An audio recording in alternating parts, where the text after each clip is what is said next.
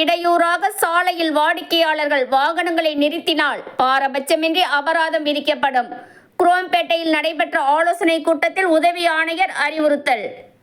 சென்னை தாம்பரம் போக்குவரத்து காவல் சரகத்திற்குட்பட்ட தாம்பரம் முதல் பல்லாவரம் ஜிஎஸ்டி சாலையில் ஏராளமான பிரபல வணிக வளாகங்கள், உணவகங்கள், நகை கடைகள் உள்ளது.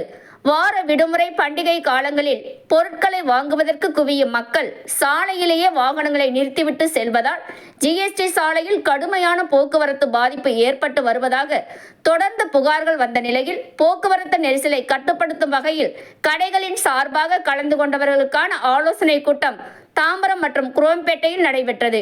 இதில் கலந்து கொண்ட உதவி ஆணையர் சுரேஷ் கடை உரிமையாளர்களிடம் பல்வேறு ஆலோசனைகளை வழங்கினார். இதில் கலந்து கொண்ட 100க்கும் மேற்பட்ட உரிமையாளர்களிடம் நோட்டீஸ் வழங்கப்பட்டு கையெழுத்து பெறப்பட்டது. அப்போது பேசிய உதவி ஆணையர் சுரேஷ் அவர்கள், பொருட்களை வாங்க வரும் பொதுமக்கள் சாலையிலேயே நிறுத்தி வைப்பதால் போக்குவரத்து நெரிசல் ஏற்பட்டு வருகிறது.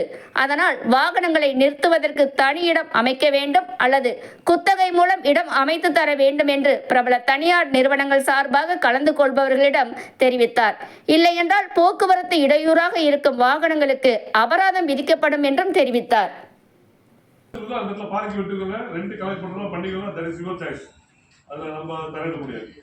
பட் ரோட்ல வண்டி போவதற்கு வேண்டியதான் வண்டி வரட்டும், டிராப் பண்ணிட்டு 2 நிமிஷம் 1 நிமிஷம் இறங்கிட்டு போகலாம். கன்சிக்யூட்டிவா ஒருத்தர் மாத்தி ஒருத்தர் நிற்கும் போது உங்களுக்கே இரிட்டேஷன் வருங்கதா? நீங்க பப்ளிக்ல வந்து போகும்போது உங்களுக்கு இரிட்டேஷன் இருக்குமா இருக்காதா? தயவு செஞ்சு எல்லாரும் ஒரு பெரிய ரிக்வஸ்ட், ரோட்ல வண்டி இருந்தால் கேஸ் போடுவோம். அவன் கட்ட மாட்டான், கட்டுறது அது டிஃபரெண்ட்.